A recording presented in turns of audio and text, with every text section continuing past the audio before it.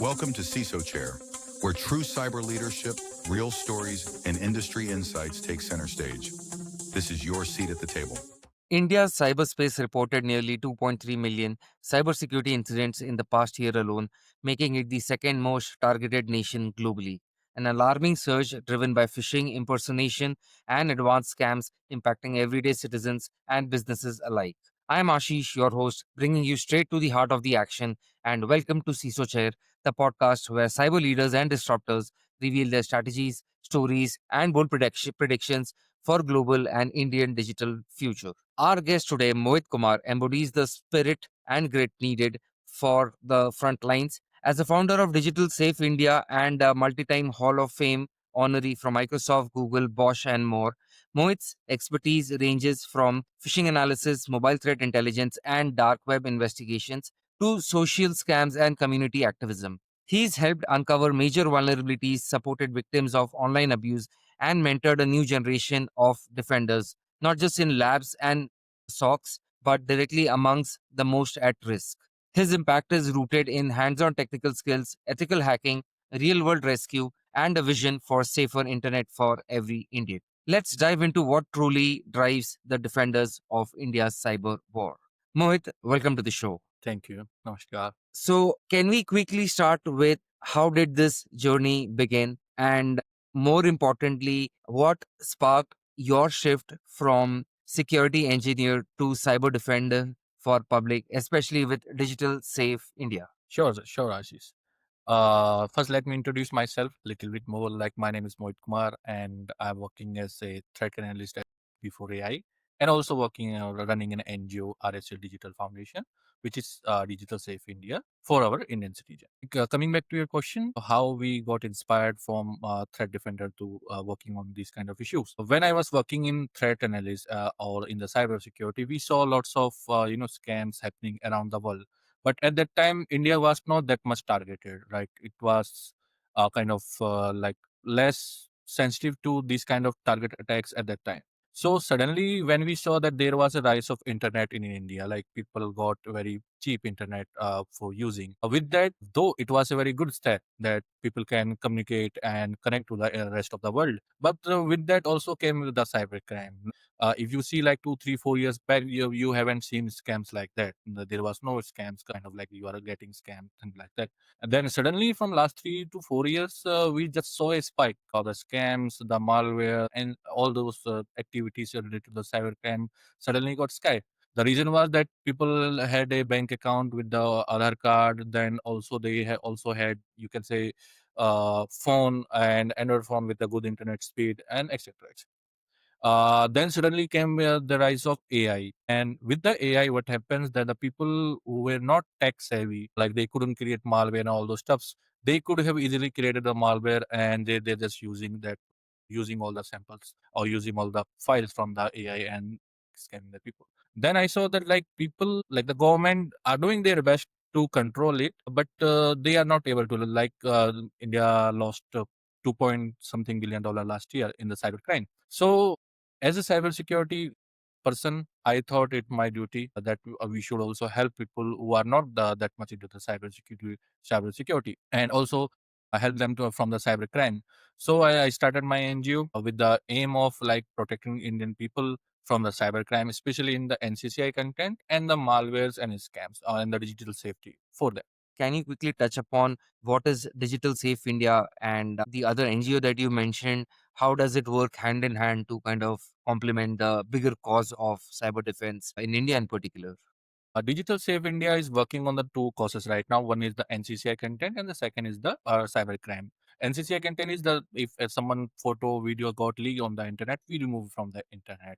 And the second thing is the cybercrime. So we are not waiting for cybercrime to happen. We are detecting all the malicious website, all the malwares before it can scam the people of Indian citizen. So what we are doing, by which, like, we don't have to wait, right, to get scam or to so that the threat actors can scam the people of India. So we are primitively affecting and removing and disrupting those kind of scams. And you can say, before AI, or you can say that the Digital Safe India is the only NGO in India which is working on the malware as well. All the others NGOs are just giving a cyber hygiene training to the people. Because we are on this topic and you mentioned NCII, which is non consensual intimate image. Yeah. I'm curious to know, how does Digital Safe India mission help with this NCCI part, and what do most victims struggle with, and how does your team support them? Yeah. So in the NCCI content, especially it is related to the woman, though we are always happy to help the men as well if someone is going to contact us. But majority of the victim who contacted us were females, right? So when by any means either an image or video got leaked on the internet, it can be any issue like phone might be hacked, or maybe they shared to some person, it got hacked or something like that. So what is happening once it start on the internet, it spread like fire, right? uh, i- in 15 to 20 minutes it's all over the internet, like on the Twitter, on the Facebook, on the third party website, Telegram groups, etc. So once it got viral, so there is a chance that people, victim relatives can also find that thing on the internet. And what is happening because of that, the victim are thinking to commit, suicide because of it. Like they thought that it's a better option, that they if they can commit the suicide, it will be very good for them. Majority of victims, when we we try to talk to them and we try to consult them, like it happened, right? You can't change it. But you don't have to take your life because of this step. It's not a mistake which you did it by knowingly, right? So but at that time they are so depressed that it's hard to convince them that you don't have to take that step. So what we do, what we say, like you don't have to worry about it, we are going to remove it.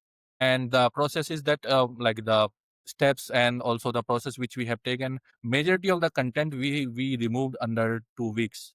And you can say 99% of content is removed under 2 weeks. There are only one or two links sometime left, which because of some laws and regulation we can't remove, but we still continue to remove them. So overall in 1 month we are able to remove from the openware, like no one can find that there was a content leak. And after that, when we again talk to them, though we in the mid when we are working in the meantime, and once they see that their content has been removed from the internet, they started coming back to their original life and going back to their past life, and they don't think.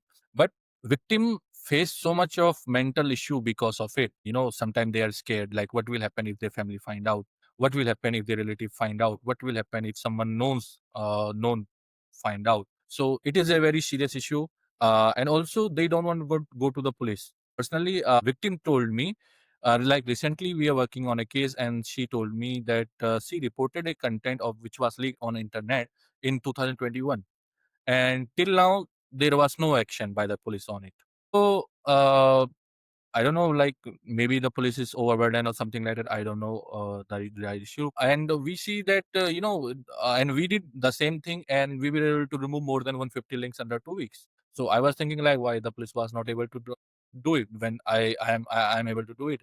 So that is the reason. The people don't want to go to the police. The reason is that they don't have a trust on the police. The second thing is they are scared. Like, what if when you made a report online, or either online or offline, if police come to your house, what will happen? People, the neighbors will think that something has happened. Obviously, in India, because neighbors always watching, like who is coming and who is going from your house. So these kind of issues, because of that, the victim have very, you can say, very mental issues. They are just, you can say, one or two steps away from committing these kind of steps, which by taking their life.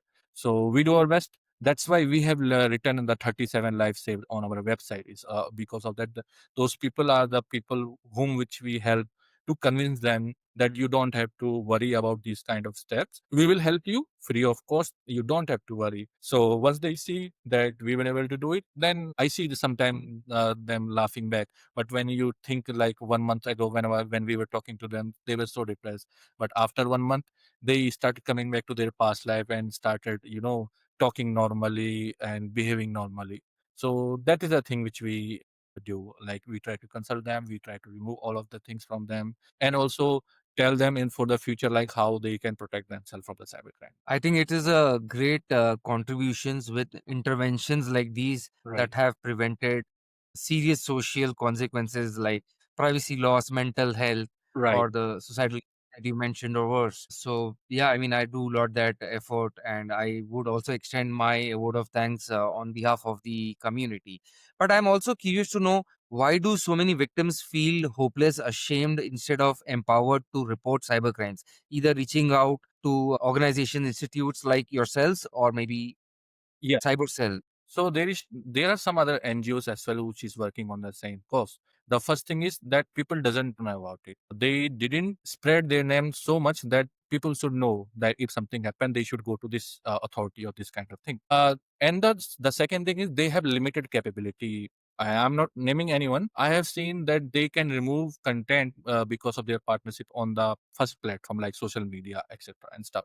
That to the images, but sometimes the victim has also video got leak on the internet, right? And that too on the third party website. So what we are providing them, that we are removing from the third party website social media, and also the like social media like Telegram, etc., all those things. The second thing is the cyber cell or the cybercrime government. The first thing is that the form which you have to fill on the cybercrime website is too long. They ask too much of details. When a victim is so much in stress, so much is mental stress, like, and she's kind of fearing like what will happen, every second counts for her, right? And you are asking them to fill a form which will take 20 minutes, right? So the first thing is that the form process is very long. First, what they can do is that they can ask the links or the post where the content has been leaked, and they should start working on them. The rest of the thing can be managed later, right? They can ask all the details later. The third thing is they don't trust police, because police have an image in India, especially in India, that they are not so much active on these kind of things. Like the example which I've told you, right? That woman reported in the 2021, but the content has been not removed, not even the single URL which she reported. Right? I don't know. Either they might be have been busy or something like that, and because of that those people fears like who's going to handle this case, how is that person, maybe they are not going to help us because of like the police doesn't have a good image in India, so they do fear. For example, when police is coming to your house, right, or your place or something like that, it should be like that. If police is coming, you should feel like that you are safe. But if police is coming to your house, even though you didn't do anything, you will start getting scared. Oh, what they are going to do? Did I commit something? Or they are going to arrest me or my family, something like that. It is the image built by the police, so that a police should come forward, clear their image, clear their process, and also help especially the woman, because women fear that a male is going to handle their case and it's a private issue for her. So all these NCCI content leaks should be handled by the female police only. That's what I suggest. It will make them much more comfortable to share what happened, why did it happen, things like that. For example, in our NGO, we recently there 2% joined. Those are females, because in past we got a request from them, from the NCCI victim, that our cases should be handled only by the females to the privacy issue. Recently, 2% joined us, and those are females, and those are going to handle these kind of requests. If someone wants me to handle, I can handle, and if the victim wants a woman to handle, they are going to handle. We are going to respect their privacy. Thanks for that. And just for the record, so when you say police, I think you're again referring to the cyber cell. Yeah, police, cyber cell, all things are same.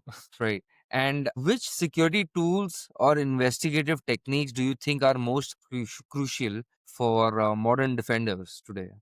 For us, what we are doing, you have to use multiple tools. There is no single tool which can help you. You have to use multiple tools. For example, to get threat feeds, to get threat text data, to get IOCs, to get etc etc, all these kind of things. So currently which I am using, first thing is the before AI internal AI tools, which help me to find some sensitive issue related to the malware cybercrime, not the NCCI content. And then I am using any.run, which I literally partnership with those for my NGO. The any.run helps me to mass analyze malwares, because daily we are getting like 10 to 15 malwares. If I'm going to analyze it, it will disturb my other work. So what we are doing, we have did a partnership with the any.run, and any.run help us to do all the malware analysis automated.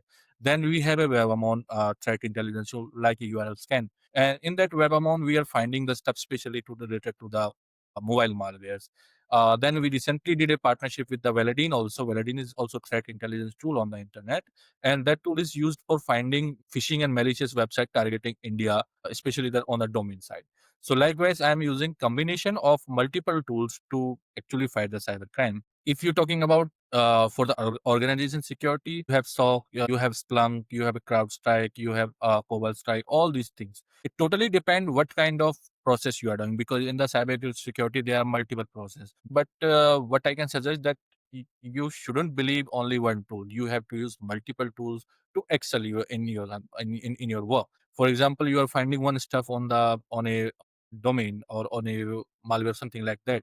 You can use other tools to extract more details about it. There might be possibility that there is only one IOC related to that threat you have found on the tools you are searching, but the other tools have found more. So you have to use multiple tools for these kind of things. And I'm also curious to know, how do you mentor others, especially younger professionals, into threat research and cyber defense activism? Yeah, for them, what I did, I took some amount of my time, free time, and those people who are interested, like after I started NGO and before it, I remember when I started in the cyber security, I used to go to a government school to teach them about the computer, basic of computers. It was a free, because one of my cousin was working in, and he wanted me to tell those students, because those students were not from those kind of background which they can know about the cyber security or coding, these kind of stuff. So I used to go every 2 or 3 weeks for 1 hour lecture to them, and I used to tell them like, okay, this is the coding, this is the Java, this is video editing, things like that, and how they can use YouTube free resource to excel their skills. And because of it, I remember there is a person, I don't remember his name, but he's currently working in Bangalore, and he called me and he followed my advice, and he's right now working as a Java developer in Bangalore, and it's a very on a good package. I think he's working in Oracle. And he told me like, sir, if you haven't told us like these kind of steps, the coding and all those stuff, we would have doing the same thing, making reels and other stuff like our surroundings. But I remember when you told us, I asked the question how I can excel into it, and you told like there is multiple YouTube videos by the good lecturers, and you can read them. And after getting a job, he sent me a good chocolate box, and I even didn't remember like I told these things. And he followed me Instagram. Then he sent me message, and it was kind of very happy for me. And especially in that threat intelligence, I asked them if someone interested in cybersecurity, I can guide them like which certification they can do, or according to their need, like how to go and get an entry into it. So what I'm doing right now, if someone is asking either in moving to the cybersecurity, or someone has a cybersecurity experience, or someone actually is starting from the fresh, all right. So I am giving them like some amount of my time from my free time, and sometime I do train them for interview. For example, if someone is interested in threat intelligence, if I have time, I'm going to show them a demo, especially actual threat intelligence, which we do in our NGO, and I will going to show him like how I was able to find these steps, which steps I have taken, which should I take, and which I should avoid to false positive, because there are lots of false positives on the internet. The second thing is I guide them like they should get a certification, they should write an article on the Medium, they should either write good post on the LinkedIn, Twitter, something for visibility. Because as an interviewer, I don't know you personally, and if there is a job opening, something like that, there will be like thousands of resume coming to me. And if I don't know personally, how I will know that you are a good person, or you are a good learner, because majority of people say we are a good learner, we are a good, we can cover all those things, but interview doesn't know you, interviewer doesn't know you personally, right? So how can you be different? You can be different by putting up good works, like you have lots of certification, especially the field you are applying for. You have written good medium articles which help lots of people to understand the topics which you want to share, and you are active on the LinkedIn, that you are sharing recent news related to the cyber security, all those stuff. So I guide them in a way so they can easily get the job. That is great to know. And I'm sure nothing would be more fulfilling than the example that you cited, where you made a positive impact to somebody's career, and it really changes lives. So yeah, I mean, I would like to congratulate you on that, on that particular initiative. But so with that said, and to move forward, what promising technologies or tactics could shape and shift the defense versus attack balance in next 2 to 3 years, in your opinion? Yeah, actually, it's the AI. AI, when AI was made, it was actually made for a good cause, right? It's AI is kind of like nuclear weapons, right? Nuclear tech. Either you can generate electricity with it. If you have a good, you can literally power the cities from the nuclear reactor. And if that nuclear technology falls hand in the bad people, it can literally destroy the cities, right? So it's the same with the AI. Like you can see, AI can help you do tasks much better and much faster compared to your previous 2 or 3, 4 years, right? Like if you are using AI right now. So the same thing is recently you see Cloud hack and all those things has been used by AI, right? AI is literally using, and for the example which I shared, the people who doesn't even know what is malware is creating mobile malware to hack the peoples right now. And why? How they are doing it? They are using AIs for creating it.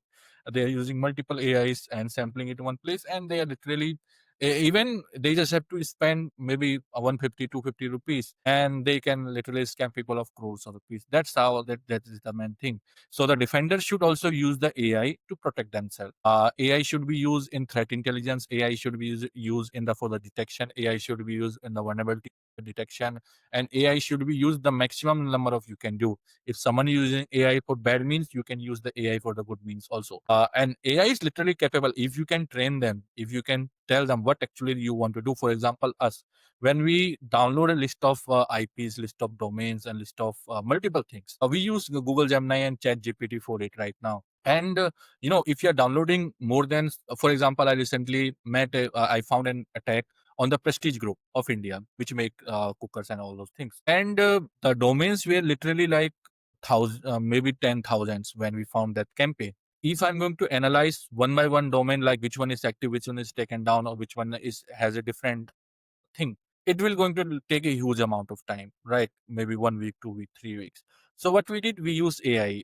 We did gave some samples to the Chat GPT, and we gave some samples to the Gemini, and we asked them like, can you tell us like which one is related to the Prestige Group and which one is not, and it also let us know which one is active right now. So the both AI, when we divided our work, it got faster, and in one day we found out that out of 10,000, 700 domains, more than 700 domains were targeting Prestige Group, and others domains either has been taken down or they have changed their target. So that's how you can use AI to filter those stuffs. I would want to shift the focus a little more towards you now. And before I get into something around vulnerability discovery and Mhm. campaign management, I want to hear from you, what was it like earning multiple Hall of Fame recognitions from global companies, including Microsoft, Google, and Bosch? And which vulnerability discovered or campaign stands out most in your career? Actually, I never wanted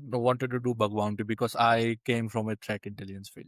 So bug bounty was not a interested topic for me. It happened because someone who were doing bug bounty at the time, and that guy posted a bug on the internet that he got XYZ amount of money, and I messaged him like, "Hey, I also want to do bug bounty because when you see lots of dollar coming to the people, you get interested into it." So I said, like, I want to do also, can you tell me? And he said, people like you can't even get a single bounty in 1 year. So I didn't reply to that message, but it was very bad to see that kind of, reply. So I promised myself that I'm going to do a bug bounty no matter what happens. So, and you can say either I was lucky or something.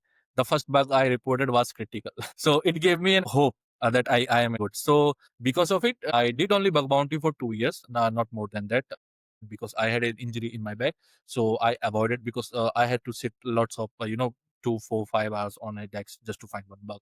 In that bug bounty, when I started, when my first bug got critical exception from the hacking platforms, so it gave me motivation that I am on the right way. And after that, I started like I had a very different kind of approach. I never used XSS or SQL injection or the top 10 OS web bugs. I never used them to find. Only 1 or 2 times you can say I used access. Otherwise, the majority of my bugs are the information leakage. What I found that if you are good with Google, you can find lots of stuff on the internet. So all the majority of my bugs are the data which was leaked on the Google by them. And it was so sensitive, is but so sensitive that the data was like used to contain millions of user data, their ID, password, etc. and active. So I used multiple things, and because of it, I got like the Hall of Fame from the Microsoft.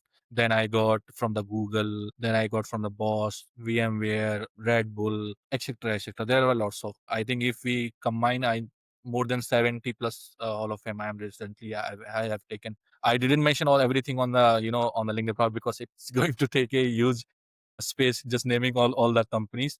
And I also got the CVID from the SEP for reporting a bug. I just reported it normally, and they were then like, you reported a very good bug, and we are happy to give you CVID. I was like, okay, thank you. So, and the unique bug, you can say the unique bug was actually there was two unique bug. The first one was the critical, which I said, the first bug I reported to the hacking platform integrity. I started working on Red Bull, finding vulnerabilities on the Red Bull. And when I did some research, and I found that there was a cloud storage of Red Bull was open, and I did manual research into it. And then I found that Red Bull has also a media company. They also have television channel. They have like multiples. Red Bull is not just an energy drink. They are like very big corporation. And I was like, okay. And when I see the data it was like 3 TV data. And when I opened that data of the Red Bull, I found that if you have seen the Red Bull always, do some kind of stunts with the good people, like the stunts they are going to perform with the bike, helicopter. They have kept all the things like Red Bull people who like the data of the Red Bull who are drinking Red Bull, either online or offline. The second thing is data of the players which they promote for doing stunts, their personal number there, and the data of their TV channels, like how much viewership they are getting and which country they are getting. Then the data like on the online ads, like how that online ads working, which one is working, which one is not, which country is working, and how much supply they have sent to the other countries, including the details. How much they have supplied. So it was like 3 TB of data, and I thought it can be a issue. I never thought it is a critical. I thought it's just simple issue. They are going to close that. And when I reported it, it took them 1 month to analyze. And I asked them after 1 month, like, hey, what is happening? Can you tell me that this was a either NA or it got accepted? And they said the director of the engineering wants to say a big thank you to you. And he replied yeah, in the chat on the platform, like the director of engineering want to say a big thank you to you because you found something which we never found, that there is a data leak, and that gave me a good motivation. And the second thing was the Google. At the time I was studying Google Cloud, like what is Google Cloud and stuff like that. And I found that when you create you do something on the Google, you are not going to do directly in the production. You are going to create test environment before deploying it to production. Yeah. So I found that actual test environment of the Google, and where you do testing. So I was able to access all the stuff you did in the testing, including the big bangs, including the, the even the new people who are trying to do the stuffs on the testing, right? So it was kind of like, again, a huge terabytes of data and lots of internal PDFs, lots of internal comments, lots of internal, the IDs and etc. There was lots of things. So I reported that to Google. First, they didn't understand like why I'm reporting test environment. And when I show them actually like what it contains, and they were like, "Oh, that's a very nice finding." And that's how I will do it too. Other are also good, but they were not that much of the effort I have taken to work on this. So again, congratulations to you, and I'm sure this will be a big inspiration for anyone who would want to know more about it, and of course for the audiences as well. Now, with that said, we know that India reports over 1,500 cybercrime related suicides every year. In the current legal and law enforcement framework, is it really truly failing digital citizens? And what radical reforms do you propose? Yeah, I always told people when I was giving speech about the digital safety that you just heard on the news that people got scam on the internet by any means, of either by the social media, or they have called them digital or something like that. But actually, it's a very much severe issue. People are literally committing suicide because if you just type any like in the Google that a woman died because of internet leak, India news, and you will see lots of articles going to come up on the Google search in the Google News. And if you do the same thing like that by the cybercrime, either older couple or middle age, you will see people literally burn themselves to death because they lost an X amount of money in the cybercrime. And if someone is so much depressed, they are burning themselves. Even the couples, they are together burning themselves. It takes a huge amount of courage to go for that step, because if something is happened to our hand, little bit of fire get over, we can see the pain. And they, at that time, those people have mentality that if we are going to perform this step, especially related to fire, we are 100% sure that we are not going to be alive. So that's why they go for that extreme kind of thing. And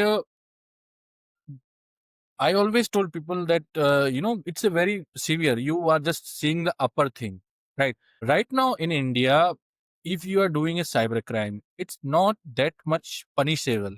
Maybe people are changing, the court are changing their reviews. But previously, you can do a cybercrime and you can just come out from the jail in 1 month. So just think of it, like what will happen if someone has committed a cyber crime, right? And he got the taste of lakhs or crores of rupees that he can earn, or he or she can earn. And if that person get caught and will go to the jail, and once he or she will come back in 1 month, what they are going to do? They are not going to do normal jobs. They are going to do the same thing which they are doing, because they know they can come again after 1 or 2 months. So the first thing is that law should be made stricter, that if you are caught in the cybercrime, either you are a mule account or you are a actual person who committed the cybercrime, you are going to stay in the jail for a very longer time, either 7, 10 years, like that, because they are they are the reason people are committing these kind of acts, right? It's not that people want to do. They, like, as a human, you just think that as normal person, you have just a limited dreams that you want to build a house, you want to marry your daughter and son, and you want to give them a little bit of amount of money when you are going to pass to the upper world. And suddenly you find that there is a person who convinced you. For example, I want to tell you a story. The person I met, and what happened? Uh, he wanted to marry his daughter, right? And it was like the daughter was at age that he should marry. So he was started finding, and he was actually retired professor. He was not like that he was not he kind of illiterate person. He was actually retired professor. So he found an ad on the Instagram that he can get a good amount of investment, return on the investment, doing on the Telegram. And he invested. He thought that if I can invest this much amount, I will get this amount on the return, and it will I can do a much more marriage for my daughter. So he invested all his saving, retirement in that, and in the end, it was the zero. And so when people lost all of their life saving, and they know people are going to blame them, so they don't have an option. They just always think of all these kind of things, that it's the better leave this world, right? So the law should be made stricter. The process should be more easily to report, like, you, for example, 1930 and all those things. That is a good thing to report easily. It should be made much more easier. And the third thing is awareness. You should promote awareness as much as you can on the internet, like you are promoting awareness of related to the cricket, that there is going to be cricket match between India and Pakistan. You should give a advertisement into that, in the cricket match, in the events like that, where millions of people are going to watch, like how they can be from the safe cybercrime. So that's how you can protect, like by the awareness, by the detection and disruption. For example, like our NGO, we don't wait someone to commit a cybercrime to the other person. If we found a sample or domain, which even they are sometimes they just register domain, and we have taken it down. We have taken down the whole infrastructure so that they can't do those steps. So the disruption, the detection should be early, right? So they can't do these kind of steps to people. And the awareness, people should be more aware, because lots of you can say technical people, lots of literate position, retired IAS, IPS also fallen for the scams. So it's not like that they are this normal person. They have a good thinking capability, but the scammers have a good convincing power that they were able to convince them. And the last thing I can suggest to the people that that's the major thing which can help them to stay safe from the scam. First of all thing, if I can make money, like maybe 3 lakhs rupees per month, 10 lakh rupees per month, or maybe 1 crore rupees per month, or any person who can make amount, they can make this amount of money, right, in the whole universe, is never going to tell you how they are going to get money. So if someone is telling that you can earn 1, 2, 3, 5, 10 lakh rupees a month by either buying their course or either buying their videos or either according to the investment they are suggesting you, is going to scam you. If you follow this, my step, especially to the women, because I see the women also were getting fallen for the victim, is because they are, targeted like they can work from home and help their family. Everyone wants to help their family. So they always think that they can work from home and also they can take care of a family and they can going to earn some money, which by which they can support their family. But actually they are the scammers. So never trust these kind of people. If you want to do a job, you want to really support your family, go out in the offices. There are lots of offices. You can apply for the job, try to get a job there. But there is nothing called work from home. There is rare work from home opportunity. The rest are scams. Thanks for that. And in your opinion, should social media platforms also face criminal liability for failing to curb scams or impersonations and abuse that we see rampant today? Yeah, I think social media should be become liable of these kind of scams. For example, let me share. Recently, there was a news by the Reuters that 10% amount of Facebook, the money they got generated from the Facebook advertisement, was actually scams, and they knew it that this is the scams. Then instead of stopping it, they charge them a higher rate. They knew it that they are scams. They are going to scam people, but they didn't stop it. But they charge it a higher rate, so they Facebook can earn an amount of money. The Facebook spokesperson said, "No, no, this is not a wrong, correct information, etc., etc., etc." Now coming to the Telegram, Telegram has a history that they are not ready to take down the steps, especially in the NCCI or something like that. Likewise, the Twitter has a past and history right now. It's much more compatible right now, the Twitter.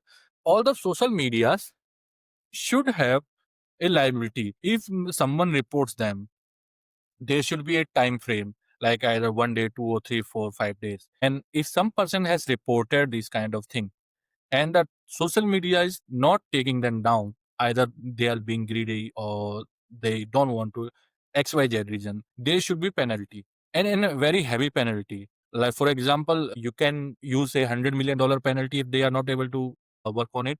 See, from the next year they will be more active, more than us, to take down these kind of things. So there should be very heavy penalty if the social media is now, in the end they are earning from us, right, from the ads, from the etc., etc., from the check marks, all those stuff.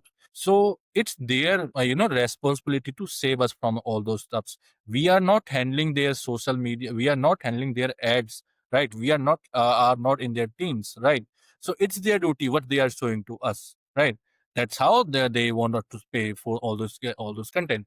So it should be their responsibility, and if they are not listening, government should put a very heavy fine on them. Once they do a heavy fine, you can see from the next time they will be very easy to talk, easy to use for us. And with AI powered scams and deep fake servicing, will automation help defenders or is it enabling attackers far more?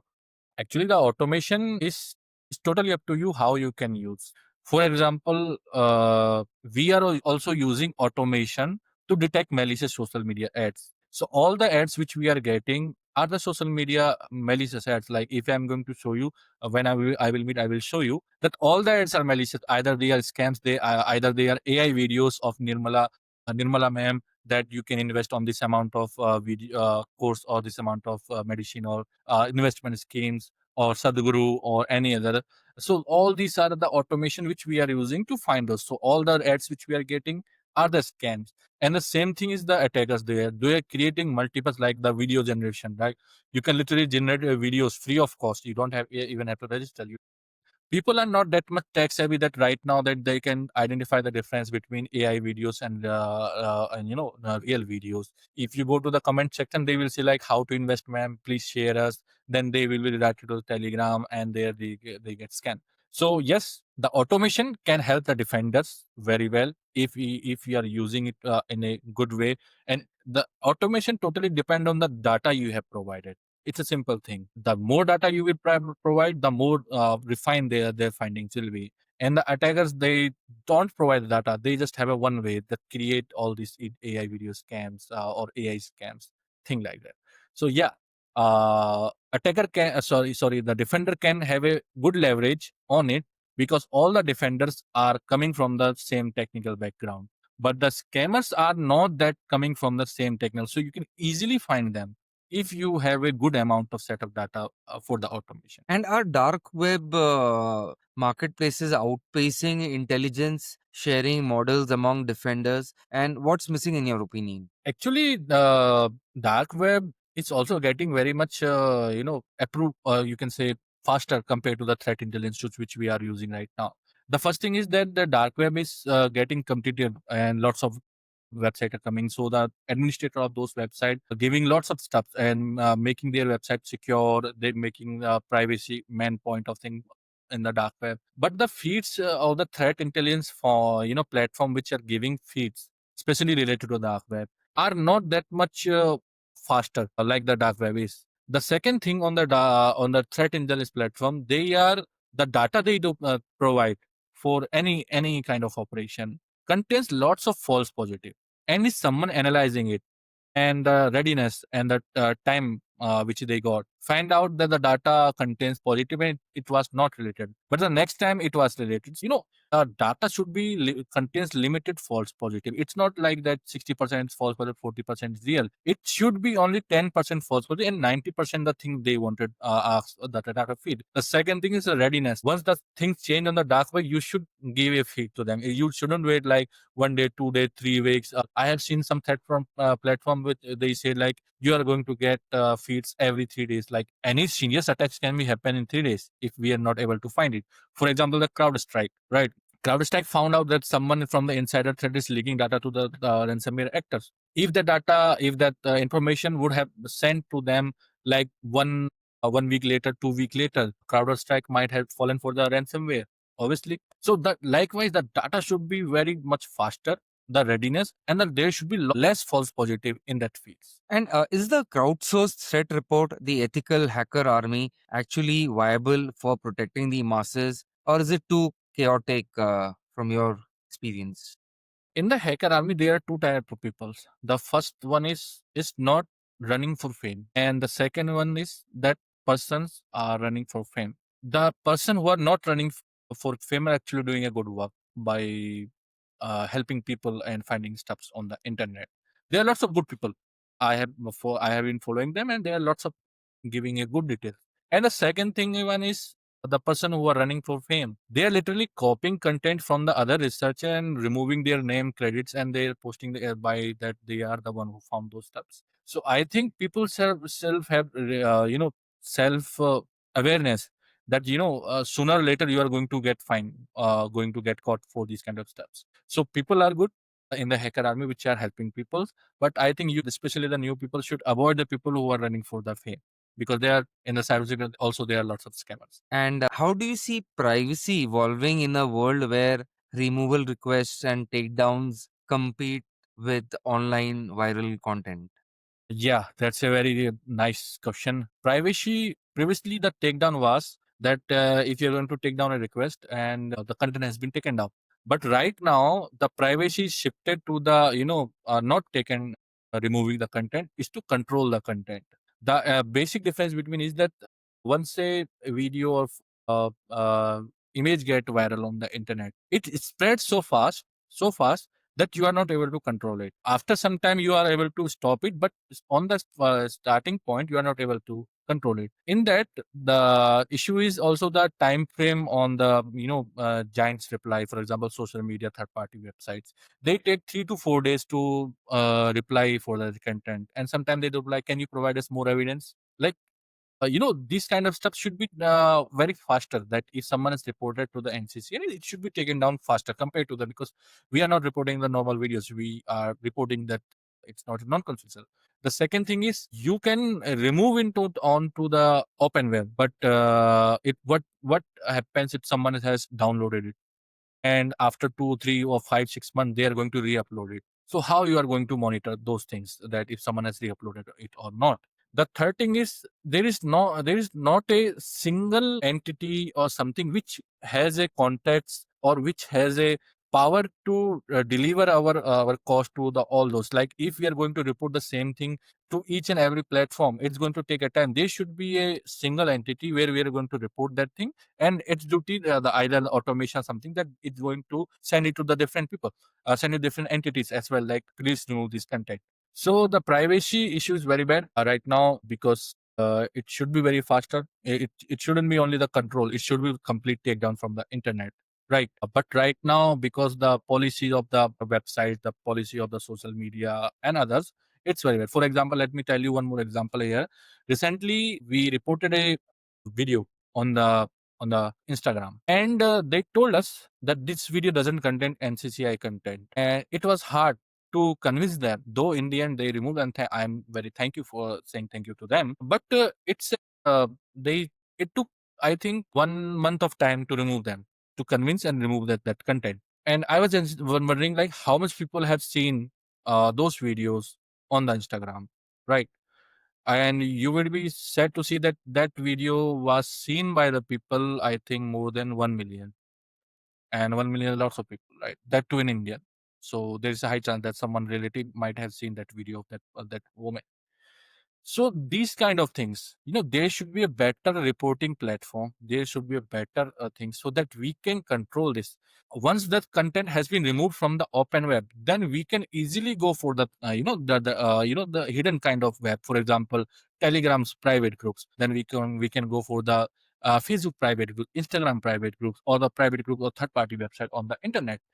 And the two more, there is a way, if someone is working on the NCCI content, I can tell them, or this is a very issue that people going to ask, like, what if someone is going to re-upload it? Someone downloaded their in phone, and phone or PC, something like that, and they have re-uploaded either in 1 month, 2 months, or 3 months. So there is a policy which we follow, that every 1 month or 15 days we are going to check again that if someone has uploaded or not. So if someone has did, we are going to remove it again. If someone is not that, then again next month we are going to check it again.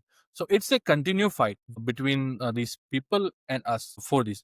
So that's how we are trying to maintain the privacy for the victims, right? Thank you so much, Mohit, for all your valuable inputs and insights on all of these topics that we touched upon. And now this brings us to the final section of this podcast, which is the rapid fire round. And I would want to start with what's one myth about cybercrime or defense that you would like to debunk for every Indian digital citizen? In the cybercrime, is that the first one I told you in the previous example, that no one is going to help you make money. That's the basic thing. If someone is making money, they're never going to tell you, even not your relatives, right? Now, coming back to the second, which I can help you in the cybercrime, is that I have seen many people who say that they can recover your scam money from the scammers. It's not possible. Without the police help, it's not possible. In the end, you are going to get scam again. So avoid these kind of people, these kind of posts, which you are going to see then Instagram, which right now we are working on them, but you are going to see, lots of people are going to see, because they are going to spend. So always avoid this. The third thing is that always be cautious, always be aware. Like if someone is talking to you, always see like what their intention. If you follow these 3 4 steps, you are going to easily save from the cybercrime. And the cybercrime, the WhatsApp hacking, all those things are literally kind of fake.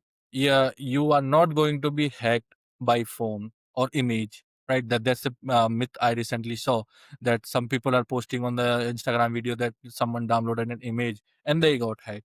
It's not a possibility. If by image you are not going to, many people are going to tell the encryption, description, multiple things. It's not a thing, right? So don't worry, just don't download any application on the, if you receive on the WhatsApp. Yeah, I think because you mentioned about image, the steganography has been around for a while. Right. So that raises a flag. Now, what is the most underrated threat to watch for in 2026, in your opinion? In the 2026, because AI is getting improved, there will be lots of AI scam, deepfake scam.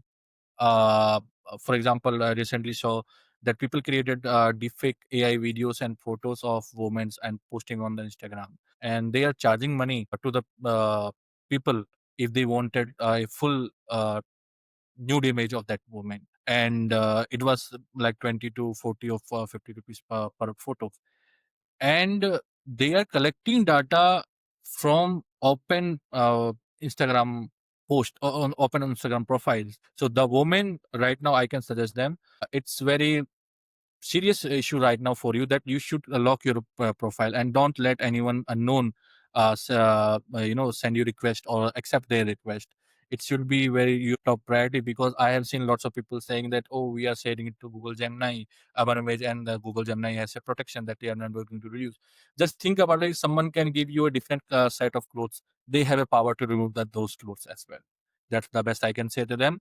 And be aware of the AI scams, either by the calling, deepfakes, or malware, etc. So there will be lots of going to be AI scams in the 2026, and we have seen like the starting step we have seen. What tool would you invent if you had unlimited resources? Yeah, we did. Like the problem I told you, we are working on that. We were able to automate majority of our things, like the reporting platforms. We did. We don't report it manually. It's totally done by the AI. We just click in, and the report is automatically sent by the AI. The detection methodology, all the tools has been combined into one place. So if I'm using one data, it is going to give me data from the all three resources by using API and all those stuff. The third thing is the automation submission, malware, the website we submit to the threat intelligence platform so that it can be taken down, or it can be researched more further, or it can be blocked. It's also automated. And there are some limited, like the dashboard, the detection part is very right now limited. If someone is reporting us one NCCI content, and then we have to search as much as we can, right? Because the person is not in condition to search all the links, but we have a duty to search those content. So we are building that too. Right now, it's kind of 60% complete. Like it's combine of 60% of automation, 40% of manual efforts. But we want to move it to the total to the automation. So all we have to do, the all our tools will be automated. We don't have to do manually. We can focus on that stuff. So just paste one link, it will be taken down. And if a threat intelligence or it's a malware or domain link, especially for the threat intelligence, it's going to be automatic analyze both the things. So that's we are building. And right now it's we have got a good success in that. Last question. One cybersecurity book or resource you would recommend to new defenders? I will tell you there is a course which I can recommend it to you. It's Hunting Advisory by Michael. I can share the link later. Many people is going to ask question like how you are able to find threats, especially threats on the web. Like from one single link, you are able to find lots of threats on the internet. So actually, there is no course for it except the Michael Hunting Advisory course. So I will going to recommend you should go and read and complete those steps, though it cost like $500 something. But if you're really interested, it's going to give you a real life examples. And it actually helped me a lot too. Before reading that course, my detection was not that much right now, which I'm getting. And it cleared lots of my points, which I always thought like, what is the actual meaning of this? People are searching it, but I don't know what is the actual meaning of this. So it cleared lots of, some small points which help you to do more threat analysis. So I will recommend Hunting Advisory by Michael. Thank you so much, Mohit, for this candid conversation and for your time. I would Sure. encourage the listeners to report, share, and educate others as well. And how can someone stay in touch, reach out to you, or solicit support from Digital Safe India? For me, is my profile. I can give you my profile, Mohit Kumar, on the LinkedIn, and they can reach out directly to me, and I will be happy to help them. And if they have related queries to Digital Safe India or NCC threat intelligence, they want to report or want to ask about it, then we have an email ID. Especially, they either they can go to our website digitalsafeindia.com, or they can reach out to info@digitalsafeindia, which is our information email ID. And we also have a Digital Safe India page on the Instagram. They can reach out there too. And We do have an option to, like, they can report or on they can ask for the support. We have a contact form also.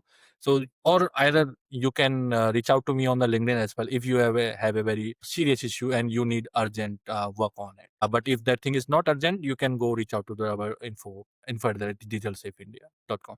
Thank you so much, Mohit. So, for the listeners, I'll mention all of these links and the URLs that Mohit mentioned in the description section. I would want to again take this opportunity to thank Mohit once again. Any closing word, Mohit? Yeah, the closing word will be all the cybersecurity people who are listening to us with Ashish and me, that it's your duty to protect people who are not in the cybersecurity, who are not tech savvy, because God has given you power to think in this stuff and work on these kind of stacks, right?